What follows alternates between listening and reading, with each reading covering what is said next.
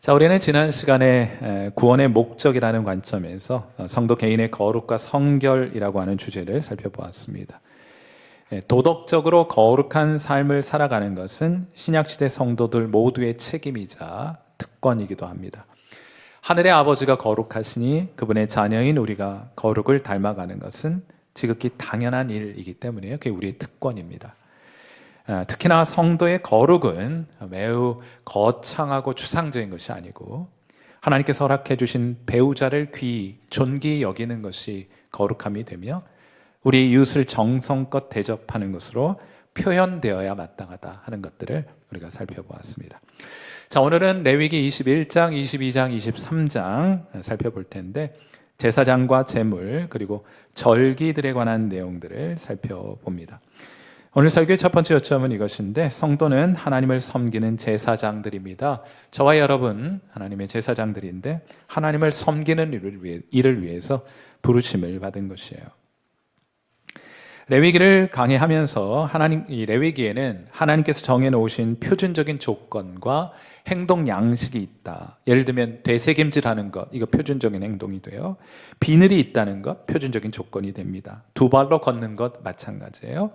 이러한 조건을 충족하면 그것은 정한 것이라 하고 이에서 벗어나면 부정한 것이 됩니다. 그리고 부정한 것은 성도는 만질 수 없고 먹을 수도 없습니다. 당연히 하나님께 드릴 수도 없는 것이에요.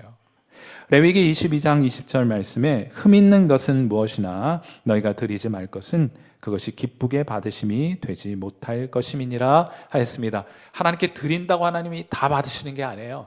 하나님께서 기뻐 받으실 만한 재물을 주님께 드릴 때 하나님 그것을 받으십니다. 신약 성경에서 보면 먼 나라에서 예루살렘 성전에 찾아와서 하나님을 예배하는 유대인들의 장면, 유대인들을 성경에서 자주 보게 되죠. 자, 이들에게는 먼 나라에서부터 예루살렘까지 그 재물, 양이나 염소나 비둘기 같은 것들을 가지고 오는 것이 큰 부담이 되었는데 거리도 거리이지만은 오는 길에 먼 길을 여행하면서 이 재물, 하나님께 드릴 재물에 하자가 발생할 수 있잖아요. 예를 들면 상처가 생긴다든지 어디가 찢겼다든지 아니면 병이 들었다든지 이런 일들이 발생할 수 있으니까 이게 여간 불편하고 부담스러운 일이 아닐 수가 없었습니다. 자, 그래서 이들이 구약의 율법을 따라 흠이 없는 제물로 하나님께 예배할 수 있도록 사람들이 성전에서 흠 없는 양과 염소와 비둘기를 판매하는 장면들이 등장하죠. 나중엔 주객이 전도되어서 이게 하나님을 예배하는 것인지 장사하는 것인지 알 수가 없을 정도로 시끌벅적하니 예수님께서 채찍을 만들어 환전상과 소와 양을 파는 사람들을 상을 뒤집어 엎는 장면이 연출되기도 했던 배경에는 레위기, 특별히 하나님께 흠없는 제물을 드려야 한다는 규정이 배경으로 놓여 있는 것입니다. 자, 그것은 하나님께 드리는 제물에는 흠결이 없어야 한다. 그것은 하나님께 제물을 드리는 제사장에게도 마찬가지였어요. 레위기 21장 21절 말씀 함께 한번 읽어봅니다. 자, 시작. 제사장 아론의 자손 중에 흠이 있는 자는 나와 여호와께 화제를 드리지 못할지니 그는 흠이 있은즉 나와서 그의 하나님께 음식을 드리지 못하느니라. 아멘. 흠이 있는 제물도 하나님께 드림이 마땅치 않지만은 그러나 제사장도 흠이 있다면 그는 하나님을 섬길 수가 없다 하고 말하고 있는 거예요. 여기서 말하는 흠이 있다는 것은 선천적이거나 후천적으로 기형과 장애를 가졌다든지 손상을 입었다든지 어떤 질병에 걸려 있다든지 하는 것을 의미하는 것입니다. 예컨대 레위기서 21장 18절 말씀 보시면 누구든지 흠이 있는 자는 가까이 하지 못할지니 흠이 있다면 그는 하나님께 가까이 나올 수 없나니 곧 맹인이나 다리를 저는 자나 코가 불완전한 자나 지체가 더한 자나. 그래서 하나님께 나아가려고 하는지 코가 불완전한 많은 여성들이 성형외과를 통해서 이 코를 높이고 있는 것이 아닐까 생각도 해봐요. 자, 그러니까 레위기의 율법에 따르면 흠이 있는 제물은 하나님께 드릴 수 없고 결함이 있는 제사장은 하나님께 나아가 하나님을 섬길 수가 없다 하는 거예요. 여러분, 그런데 이게 왜 중요한가 하면은 저와 여러분, 성경은 우리를, 예수 믿는 저와 여러분을 왕 같은 제사장이라고 부릅니다. 우리 자신을 하나님께 드려야 할 거룩한 산 제물이라고 말씀하고 있어요. 그런데 문제이지 않습니까? 우리가 결함이 없지 않거든요. 우리가 흠이 없지 않거든요. 우리에게 장애가 없지 않거든요. 우리에게 연약함이 없지 않거든요. 그런데 하나님께 드리는 이 산 제물을 하나님 받으시겠습니까? 하나님께 거룩한 제사장이 되어서 하나님을 섬기고자 하는데 그 섬김을 하나님께서 받으시겠습니까? 하는 질문 가지게 됩니다. 그리고 그에 미치지 못하다는 생각을 가진 분들 가운데 신앙의 그 양심의 민감함을 가진 분들은 이게 너무 큰 부담이 되는 거예요. 낙심이 되기도 하고, 나 같은 사람이 무슨 하나님을 찬양하며, 나 같은 사람이 무슨 아이들을 가르치며, 나 같은 사람이 무슨 목자를 하며, 나 같은 사람이 무슨 하나님의 말씀을 아이들에게 가르칠 수 있겠는가, 이런 자괴감마저 들게 됩니다. 그런데 이런 생각들은 참 기특하고 갸륵한 생각이기도 하고 선한 양심을 가진 분들에게 있어서 자연스럽게 나타나는 현상이기도 하지만은 이러한 생각은 율법에 대한 오해에서 비롯된 것입니다. 특히나 의식법에 소개되는 사람 제사장이 있잖아요. 구약은 도덕법과 의식법과 시민법으로 구성이 되는데 의식법은 장차 오실 그리스도를 예표하고 보여주는 것이다. 이제 이 말씀을 지난주에 드렸는데 이 의식법에 소개되는 사람 제사장과 동물 제물은 일종의 그림자이며 모형이다 하였어요. 실체는 따로 있다 말했습니다. 구약의 율법이 요청하는 완전하고 흠이 없는 제물과 완전하고 흠이 없는 제사장은 우리를 가리키고 있는 것이 아니에요. 장차 오실 예수 그리스도를 암시적으로 계시하고 있는 겁니다. 그러니까 이 계시록의 레위기의 말씀을 여러분이 너무 직접적으로 적용하시면 큰 문제가 발생하는 거예요. 우리에겐 흠도 많고 점도 많으니 제물로 드릴 수도 없고 제사장으로도 섬길 수 없지 않느냐, 이런 결론에 도달하면 그건 잘못된 결론이라는 거예요. 예컨대 베드로전서 1장 18절과 19절 한번 같이 한번 읽겠습니다. 이게 레위기, 구약 레위기의 의식법의 완성이 여기 이렇게 소개가 되어 있어요. 같이 읽겠습니다. 시작. 너희가 알거니와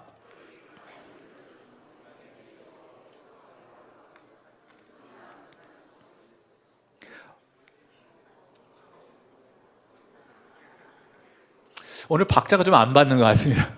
무슨 일이 있으셨던가요? 여기 보면 은과 금과 같이 없어지고 사라지고 허물 많고 흠 많고 점 많은 것으로가 아니고 오직 흠 없고 점 없는 어린 양 같은 그리스도의 보배로운 피로 된 것이라 하고 말하지 않습니까? 그러므로 여러분이 흠이 있고 완벽하지 못하다고 해서 낙심하지 말아야 합니다. 좌절하지 말아야 합니다.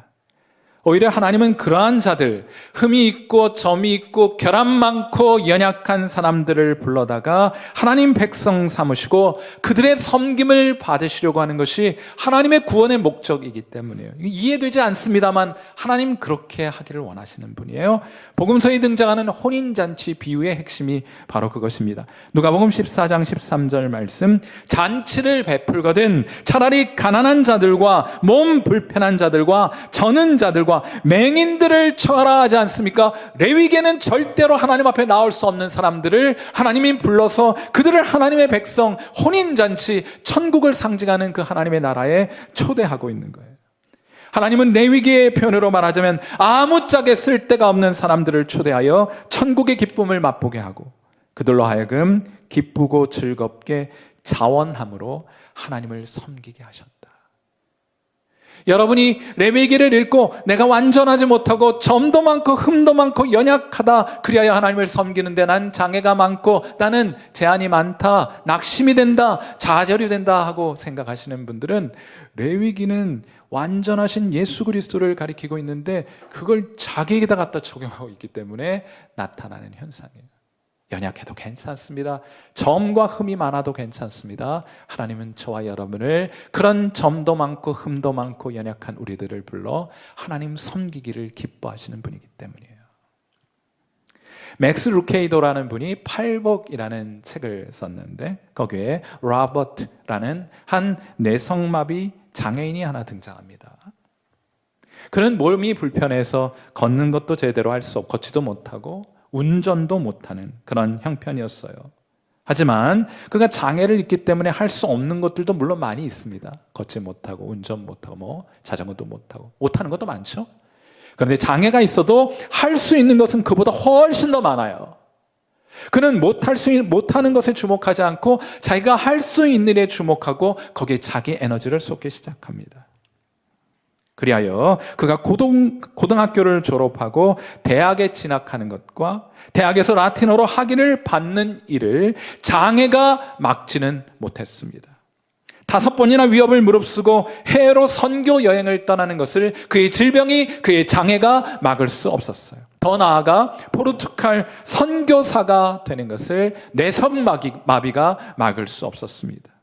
그는 포르투갈어를 배우면서 날마다 공원에 나가서 사람들에게 그리스도에 관한 복음 전도지를 나눠주었고, 그는 6년 동안 70명의 사람을 주님께로 인도하게 됩니다. 그 중에 한 사람, 로사라는 여인은 그의 아내가 되었어요. 청년 가운데 결혼을 꿈꾸고 있는 청년들이 있는 줄 압니다. 왜 내 짝은 없을까? 기다리지만 마시고, 에덴 동산에 하나님께서 하와를 지어 아담에게 소개해 주기 위해 데려오셨던 것만 기다리지 마시고, 여러분의 에덴 동산 밖에 계시니 적극적으로 찾아 나서시는 은혜가 있게 되기를 주님의 이름으로 축원해 드립니다. 전도하세요. 6년 동안 하면 한 명은 건집니다. 그는 한 강연에서 성경책을 들고 나와 그의 무릎 위에 놓고 그의 꼬부라진 손을 높이 들고 자랑하면서 말합니다. 나는 즐겁게 사는데 필요한 모든 것을 가지고 있습니다 하고 말하는 거예요. 다른 사람이 말하면 우리가 잘 주목해 듣지 않겠지만은 그가 말하는 이 소리는 많은 청중들의 가슴을 울리게 되어 나는 즐겁게 사는데 필요한 모든 것을 가지고 있다. 여러분이 모든 것을 가지고 있다고 말하는 것이 아닙니다. 즐겁게 살아가는 데 필요한 모든 것을 가지고 있어요. 사랑하는 성도 여러분, 우리가 연약하다, 우리에게 장애가 있다, 우리가 많이 배우지 못했다, 우리가 가난하다, 나이가 많다, 이런 것들은 하나님을 섬기는 일에 있어서 뒤로 물러설 좋은 핑계가 될 수는 없어요. 왜냐하면 하나님은 여러분이 그럴 줄 알고 그럴 줄 아시고 여러분을 구원하셨기 때문이에요. 하나님이 우리에게 원하시는 것은 완벽함이 아닙니다. 하나님이 우리에게 원하시는 것은 완벽하신 예수 그리스도에 대한 여러분의 온전한 믿음을 기대하고 계세요. 그리고 부족해도 연약해도 기쁨과 감사함으로 그분을 섬기는 충성스러움을 기대하는 것이지, 여러분에게 흠이 없고 점이 없고 완벽함을 여러분에게 기대하는 것은 아니다. 그러니 그런 것 없다고 너무 낙심하지 마시고, 여러분은 하나님을 섬기고 하나님을 기쁘시게 하는 데 필요한 모든 것을 가지고 있으니 그것 가지고 주님을 섬기는 거룩한 제사장들 될 수 있기를 이 아침 주님의 이름으로 축원해 드립니다. 오늘 설교의 두 번째 요점은 성도는 서로 협력하여 하나님을 섬기는 사람으로 부름받았습니다. 사람들이 구원에 관하여 가지고 있는 가장 큰 오해 가운데 하나는 예수 믿고 나중에 이 세상 떠나 천국 들어간다 하는 이해입니다. 물론 틀렸다고 드리는 말씀은 아니에요. 그러나 너무 간략하게만 요약되어 있어요. 자, 예수님 믿어요? 중간에 뭐 하는지는 알지 못해요? 나중에 궁극적으로 천국만 간다, 이런 생각을 가지고 있으니 그 중간 기간 동안 무엇을 해야 하는지 알지 못합니다. 그래서 세상 사람들과 똑같이 어쩌면 생각하고 말하고 행동하며 살아가고 있는지도 모르겠어요. 그래서 그 기간 동안 아무것도 하지 않습니다. 이렇게 잘못된 신앙에 대한 이해를 구약성경, 특별히 레위기가 보완해주고 보정해줄 수 있다고 생각해요. 예컨대 베드로전서 2장 9절 말씀 한번 같이 한번 읽어보실까요? 베드로전서 2장 9절 말씀 같이 한번 읽습니다. 시작. 그러나 너희는 택하신 족속이요 왕 같은 제사장들이요 거룩한 나라요 그의 소유가 된 백성이니 이는 너희를 어두운 데서 불러내어 그의 기이한 빛에 들어가게 하신 이의 아름다운 덕을 선포하게 하려 하심이라. 여기 왕 같은 제사장들이라 라는 표현이 사용이 되었는데, 이 표현을 사용할 때 사도 베드로의 마음속에 있었던 장면은 어떤 것일까? 성경을 기록하면서 어떤 장면을 염두에 두고 이런 기록들을 남기지 않았겠습니까? 분명히 사도 베드로는 베드로전서 2장 9절을 기록하면서 구약 성소, 특별히 구약 성전이나 성소에서 제사장들이 하나님을 섬기는 장면을 염두에 두고 이 구절을 기록했을 것임에 틀림이 없습니다. 저는 앞서 레위기의 제사 제도가 장차 오실 완벽한 대제사장이며 동시에 흠과 점이 없는 희생제물 되신 예수 그리스도를 암시적으로 보여주고 있다, 이렇게 말씀을 드렸어요. 그런데 중요한 것은 그런데 성소에는 대제사장만 있는 것이 아니라 그를 도와 하나님을 섬기는 많은 제사장들이 있었다는 사실을 여러분이 기억하셔야 돼요. 제사장들은 무엇을 하는 사람들입니까? 제사장들은 성소에 머물면서 하나님을 섬기는 사람들이에요. 그게 노두멍을 닦는 일이든 재물을 태워진 재를 가져다 비우는 일이든 아니면 불집게를 닦는 일이든 그 종류가 어떤 일이든지 관계없이 제사장들은 누구 하나 구경만 하고 있는 사람들이 있지 않고 다 같이 성소에서 대제사장을 도와 열심히 일하고 있었단 말이에요. 사도 베드로가 마음속에 성소를 염두에 두고 이 기록을 했다면 부지런히 땀 흘려 일하고 있는 제사장들을 염두에 두고 이 기록을 남기지 않았겠는가. 사랑하는 성도 여러분, 그러니까 예수 믿고 죄 용서함 받고 구원받은 사람들은 그때부터 하나님 곁에 머물면서 열심히 하나님을 섬기게 되는 거예요.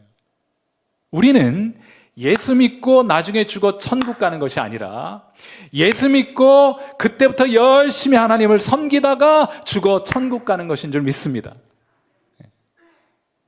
박수를 한 번씩 치면 기억에 오래 남는데요. 여러분도 치시게요. 구원이 뭐라고요? 예수님 믿고 하나님 열심히 섬기다가 주님 이제 오라 하면 주님의 부르심에 응답하여 천국 가게 되는 것이 하나님께서 저와 여러분에게 주신 구원의 선물입니다. 그러니 제사장인 성도는 열심히 주님을 섬겨 일하게 될 사람들이고 일하고 있는 사람들인 거예요. 제가 최근에 목회 데이터 연구소에서 출판한 부흥하는 교회, 쇠퇴하는 교회라는 책을 읽었습니다. 관심이 많잖아요, 교회에. 그러니까 과연 우리 교회는 부흥하는 교회일까? 아니면 쇠퇴하는 교회일까? 궁금해서 이 책을 가져다 읽었습니다. 이 책은 통계 자료를 통해 통계를 바탕으로 해서 부흥하거나 쇠퇴하는 교회에 나타나는 여러 현상들을 분석한 책이에요. 그런데 제가 이 책을 읽고 좀 놀랐습니다. 우리는 보통 교인들이 어떤 교회가 부흥할 것이라고 생각합니까? 대형 교회가 부흥한 교회다, 이런 이해를 가지고 있죠. 그럼 대형 교회는 어떤 교회입니까? 교인들이 아무 부담 없이 교회에 나와요. 그래, 질 좋은 종교 서비스를 받습니다. 좋은 설교, 멋진 찬양, 드라마, 좋은 환경, 쾌적한 환경, 마음의 평안을 찾는, 그래서 왔더니 마음 평안하더라, 이렇게 하고 돌아가는 교회가 성장하고 부흥할 것이라고 생각하는데, 이 책과 통계에 따르면 교회의 부흥과 관련된 14가지의 요소가 있는데 그중 가장 높은 상관관계를 가지고 있는 요소가 무엇이었느냐? 그게 뭔지 아세요, 여러분? 그것이 바로 봉사하는 교인들의 숫자였습니다. 제가 도표를 가져왔어요. 오른쪽 주황색 저쪽으로 많이 가 있는 것은 교회에 봉사하는 사람들의 숫자입니다. 많은 교회가 부흥하는 교회예요. 쇠퇴하는 교회는요, 아무도 일하지 않아요. 저는 이것이 매우 성경적인 현상이라고 생각합니다. 왜냐하면 구원이라는 것이 그렇게 디자인되어 있기 때문이에요. 그래서 하나님이 함께 하시는 곳에는 사람들이 하나님을 섬기고 싶어 합니다. 그래서 섬기기 시작하게 되는 거예요. 여러분도 그렇지 않습니까? 예수님 믿고 그 구원의 기쁨과 감격을 가지게 되었을 때 가장 먼저 무엇부터 하고 싶었습니까? 뭐라도 좋으니 주님을 섬기고 싶은 마음으로 이것저것 하지 않았습니까? 주님을 섬기고자 하는 이런 열정이 여러분에게 사라졌다는 것은 어쩌면 하나님의 임재가 여러분으로부터 더 이상 경험되고 있지 않다는 것을 뜻하는 것 이상도 이하도 아니에요. 하나님이 함께 하시면 하나님이 우리 심령 가운데 부흥을 일으켜 주시면 가장 우선적으로 하나님을 섬기고자 하는 마음을 가지게 됩니다. 그게 너무나 당연한 성경적 논리이기 때문이에요. 저희 교회는 매번 여름이 되면, 올여름 진짜 더웠습니다. 그렇죠? 여름이 되면 여름 성경 학교를 교회에서 해요. 교회에서. 에어컨 잘 나오고 시간 되면은 밥 챙겨주고 질 좋은 예배 서비스가 제공되는 여름 캠프 이런 것도 좀 가면 좋으련만 여러 가지 이유로 해서 교회에서 합니다. 교회에서 하면 물론 비용은 상대적으로 많이 절감이 돼요. 많이 비싸거든요, 요즘은요. 그런데 캠프에 참석하는 것에 비해서 동원되어야 할 인적 자원은 여러분 상대도 되지 않습니다. 예컨대 한 100명 아이들 데리고 캠프에 참석한다? 인솔교사 한 4-5명이면 충분합니다. 그런데 그것을 교회에서 하면 경비는 절감되는데 많은 인적 자원들이 동원되어야 되는 거예요. 노동력 착취가 이루어지는 겁니다. 생각해 보세요. 그 아이들 다 분반해가지고 아이들 교사가 되어서 아이들 말씀 가르쳐야죠. 시마다 때마다 아이들 식사와 간식 준비해야죠. 다양한 놀이 준비하고 인도해야죠. 그걸 다 하자면 손이 많이 갑니다. 아이들 하나하나 돌봐야 하기 때문이에요. 그런데도 매년 우리 교인들은 제가 시킨 거 아닙니다. 그걸 자원에 감당해 가고 계신 거예요. 특히나 올해는 젊은 집사님들이 그 더운 날씨에 교회에 나와서 아이들 물놀이 한다고 수영장 만들어 놓고 물 받아 놓고요. 햇빛 가린다고 그 햇빛도 아이들 맞으면 안 된다고 주차장에 무슨 가림막을 설치한다 하고 아이들 위험하다고 바닥에 매트 깔고 행사 다 끝나고 나서는 그걸 하나하나 다 청소하고 정리해. 올해는 왜 무슨 물풍선 대회인지 무슨 터트리기를 해가지고 온 주차장 바닥에 그냥 풍선이 찢어져가지고 그냥 난리법석이었는데 그걸 다 일일이 주워다니면서 담배콩 주주도 그걸 다 주워 청소하시는 거예요. 그 더운 날씨에. 그런데 너무나 감동되는 것은 그 일을 하면서 누구 하나 인상을 찌푸리는 사람이 없더라 하는 것이 목회자인 제게 참 큰 감동이 되었어요. 다들 웃으면서 그 일을 감당하고 계시더라고요.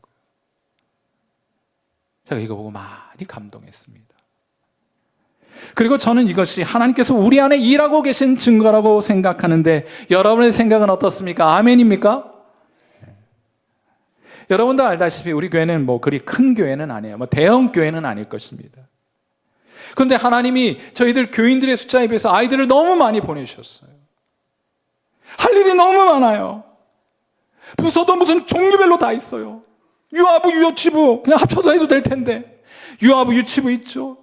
초등부 잘하고 있었는데 유년부하고 초등부로 나누고 싶다고 해서 나눴어요. 중고등부 지금 나눌 준비하고 있습니다. 청년부, 대학부하고 청년부하고 나눴으면 좋겠다고 지금 준비 중이에요. 그런데 여러분도 아시다시피 담당 전임 사역자는 부목사님 꼴랑 한 명입니다. 그러니까 다른 교회는 부서마다 전임 사역자들이나 파타임 사역자들이 있어야 되는 거예요. 전문인 사역자들이 있어야 하는 겁니다. 우리 교회 딸랑 몇 명이라고요? 딸랑? 2명? 딸랑 1명. 그러니까 평신도 간사분들과 집사님들께서, 교사분들께서 그 빈자리를 채우느라 고생이 많은 거예요. 제가 잘 알고 있습니다. 제가 잘 알고 있어요. 그건 목장과 기관도 마찬가지입니다. 부족한 목회자의 자리를 우리 평신도 분들이 잘 채워가고 계시기 때문에 우리가 이렇게 편안하게 예배드릴 수 있는 거예요. 그래서 이런 성경적 혹은 통계적 근거에 입각하여 저는 우리 성일교회가 부흥할 것 같습니다. 제가 그렇게 생각해도 괜찮겠습니까? 아멘이세요? 베드로전서 2장 5절 말씀을 보세요. 우리 같이 한번 읽어보겠습니다. 같이 읽어요. 시작.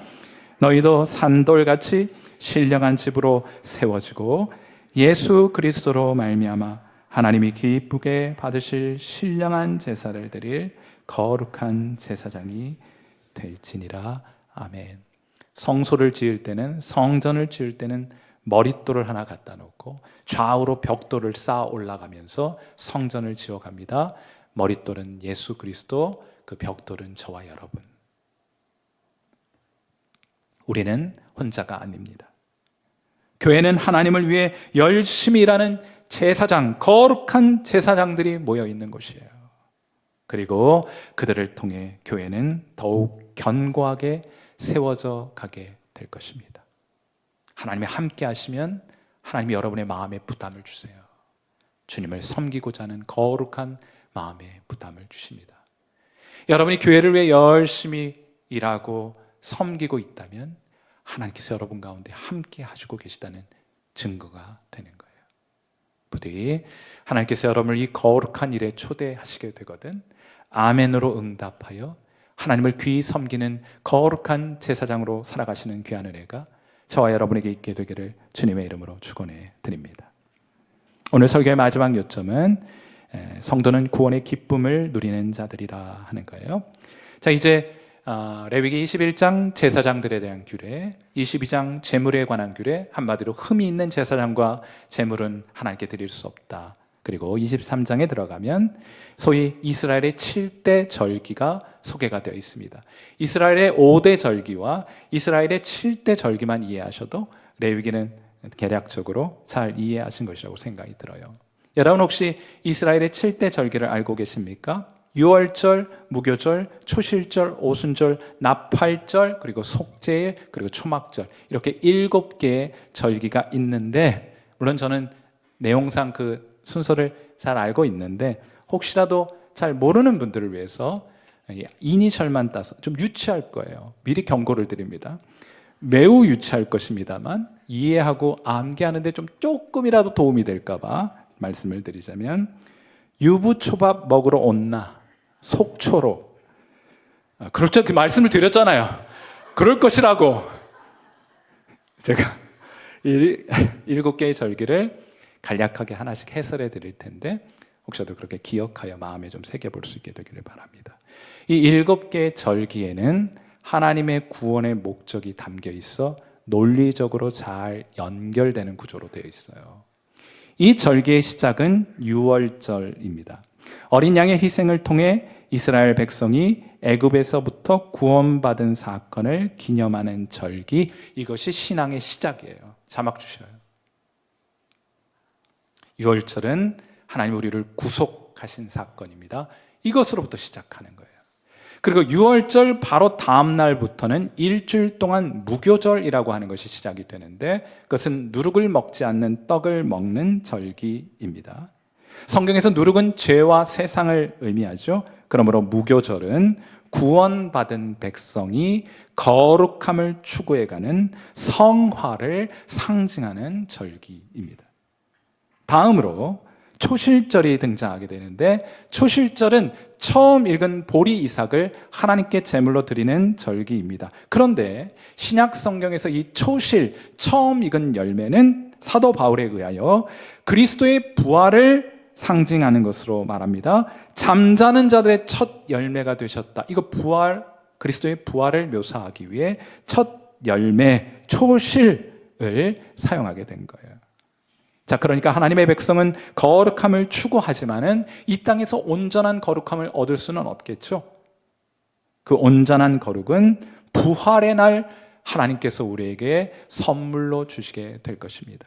그래서 초실절은 우리가 거룩을 열심히 추구해 가지만은 그러나 우리 영혼의 시선은 부활의 날을 사모하는 마음으로 살아가게 된다 하는 것이에요. 자, 그러므로 부활의 날을 간절히 소망하며 거룩한 모습으로 이 땅을 성도들이 살아가게 됨을 상징하는 것이라 하겠습니다. 초실절이 지난 후 일주일이 지난 후 77절 혹은 오순절 49일이 지난 후죠. 7개의 일주일이 뭐라고 해야 되나? 77이 49 해가지고 그 49가 지난 다음 날이라 해서 오순절이라고 부르는 혹은 77, 49잖아요. 49일이 지난 다음에 지내게 되는 절기가 오순절인데 신약에서는 마가의 다락방에 모인 이들에게 성령이 임한 사건으로 성취가 됩니다. 이후로 성령은 성령이 이 땅 가운데 임하셔서 성령은 성도를 도우시고 인도하셔서 거룩한 삶을 추구하며 살아가도록 우리를 격려하고 우리에게 능력을 주시는 분이세요. 물론 우리가 때로는 이 거룩을 추구하며 살아가다가 실패하고 넘어질 때가 있습니다. 자주 그렇게 되죠. 이때 하나님께서 우리 하나님 섬기고 또 열심히 주님을 위해 봉사하고 잘해보려고 하다가 넘어지면 낙심이 더 커요. 그렇지 않습니까? 잘해보려고 하는 열심이 더 많을수록 실패했을 때 낙심이 더 큽니다. 그럼 가장 먼저 여러분 혼자 떨어지게 돼요. 가장 위험한 일입니다. 그리고 아무것도 하기 싫어져서 섬기는 일로부터 점점 뒷걸음질 치게 돼요. 혼자 있고 싶고 방 걸어 잠그고 문 안에 머물고 싶어요. 그때 하나님께서 회개의 나팔 소리를 울려 퍼지게 합니다. 그게 나팔절이에요. 실제로 사람들로 하여금 주의를 각성케 하여 주의를 환원하고 다시 한번 주님을 바라볼 수 있도록 깨어나라, 일어나라, 각성하라 하면서 나팔을 불게 되는데 그게 나팔절이에요. 새로운 시작을 알리는 나팔 소리입니다. 그리고 나서 속죄일이 등장하게 되는데 그것은 희생제물의 피를 통해서 우리가 이미 다 살펴본 거예요.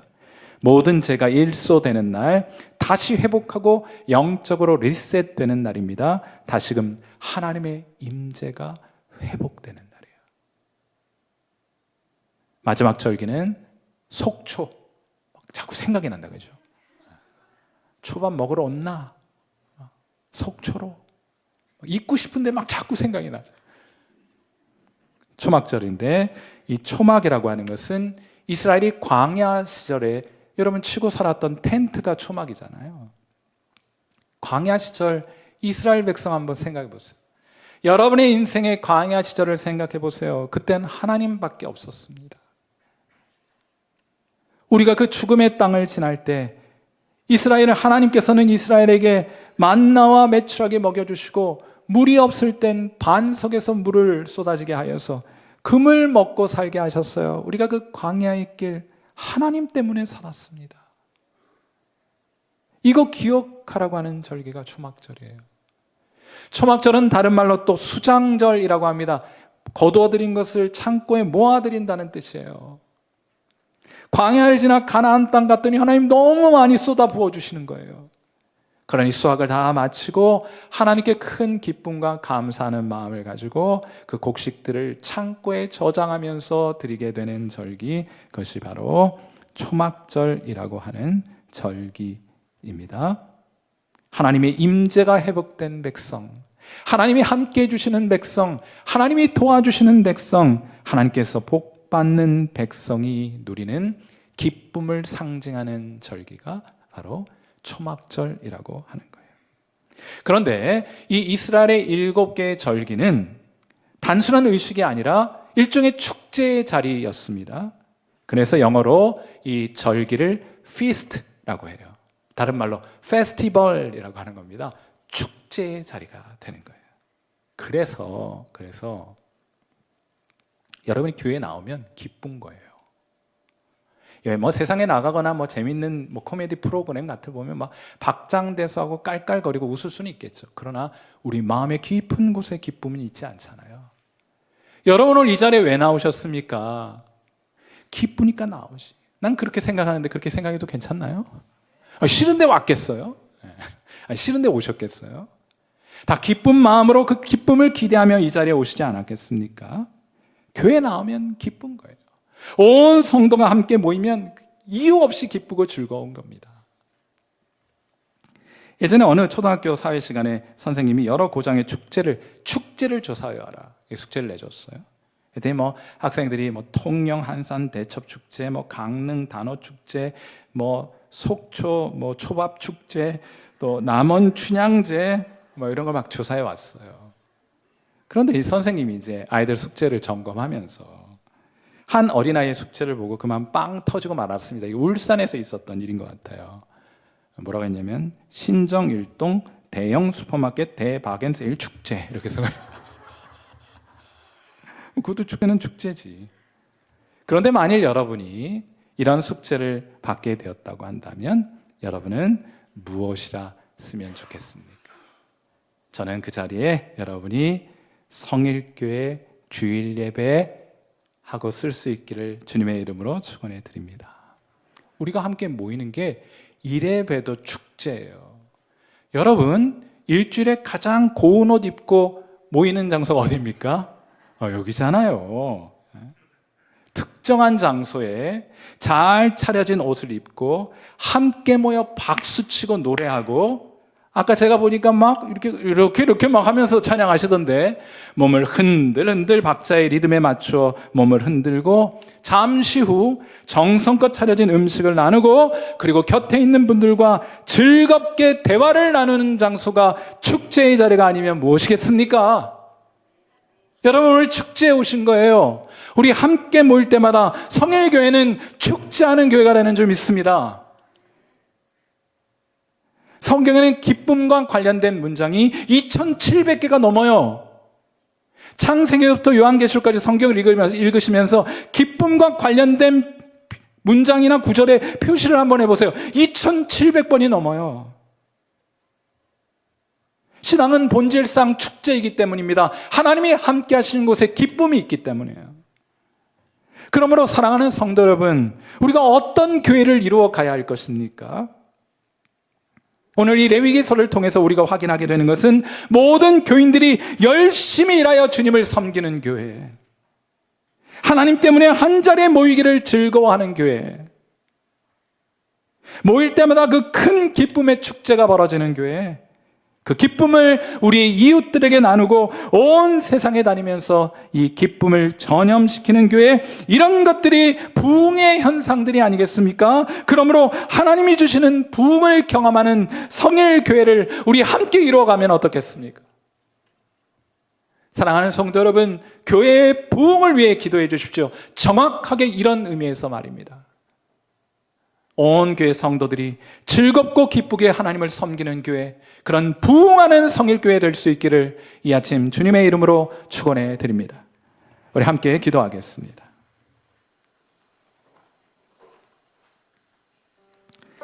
자, 반주 들으시면서 함께 기도하죠. 우리가 먼저는 우리 자신을 위해서, 하나님 함께 하시면 하나님을 섬기는 자리에 있을 것입니다.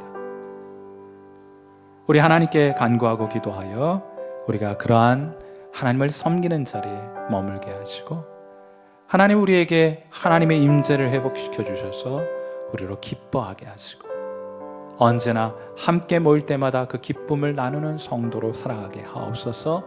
그것이, 그런 교인들이 모이게 되면 성일교회가 될 텐데, 우리 성일교회는 구경하고 뒷짐지고 있는 사람들이 있지 않고 모두가 하나님을 섬기는 그런 거룩한 제사장 가득한 교회 되게 하소서.